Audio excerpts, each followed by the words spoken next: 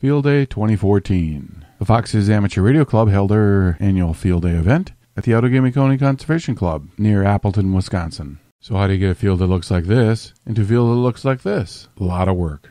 Get the tent out of the box and start putting it together. And sometimes you have to come up with unconventional ways of putting things together. Then it's time to launch the antennas and get them in the air, which can be an uplifting experience. Once we got the antennas up, the sun started to go down. And all you can do then is have a little bonfire. The next morning comes, and everything gets set up for field day itself. Then there's time for a quick meeting, and then with help from Karen, WB9ZNA, and her kitchen volunteers, as well as Amanda Hine from the Outagamie County Conservation Club, we had a nice noon lunch with all the fixings to keep our energy up for field day itself. Then it's time to plug in the battery, plug in the solar panel, and get W9ZL 3 Alpha Wisconsin on the air and start sniffing out those elusive contacts. Our CW operators take field day very seriously, and the phone stations are busy right from the start, as well as our second phone station, our 6-meter station, and the CW guys waste no time in getting in the hunt. We also ran a slow scan TV setup. We even had a fox hunt. As a club, we treat field day more as a social event than a contest, as well as a nice wholesome family event, where daughters can teach fathers, fathers can teach sons, and the whole family can have a good time. It was a race most of the day to see if the 2 voice stations could keep up with the CW station.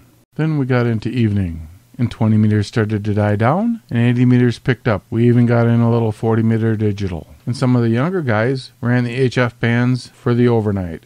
Then morning came, and we got a little visit from the Outagamie County Sheriff's Department. And the president of the club, Gary KB9AIT, as well as a few other local hams, gave him a tour of the field day site. After the visit, it was back to business, looking for that elusive contact. If you worked at W9ZL on CW, most likely the person on the other side of the key was Jack, KK0I, or Gary, W9HM, but it could have been Susie, AC9FA, our 11-year-old extra, who's also a CW operator.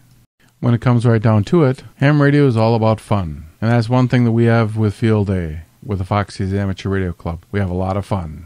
Then it's time to tear everything down, pack everything up for next year, and put the grounds back the way we found them in the first place. So they'll be ready for Field Day 2015.